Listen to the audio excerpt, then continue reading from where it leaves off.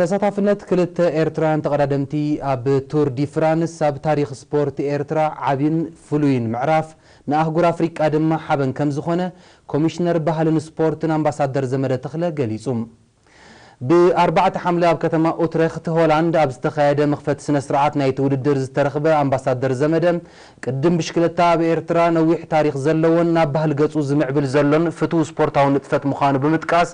እዚ ሕጂ ተበፂሑ ዘሎ ደረጃ ነዚ ሓቂ እዚ ኣጉሊሑ ዘርኢ ከም ዝኾነ ኣብርዩም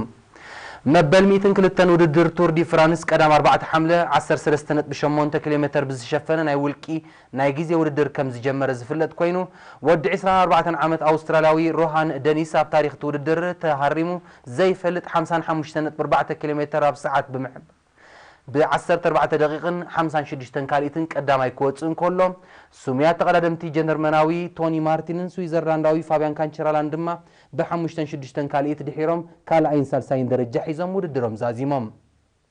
نتو ددرام مجمار قداماي كوين استسرع دانيال تخلا هيمانوت كاب عوت نايت وددر بحاده دقيقة 34 كاليتن دحيرو مبل 142 درجه كحزن كله مبل 45 استبقس مرهاو قدس دما ب16 دقيقة 47 كاليتن وددرو زازيمم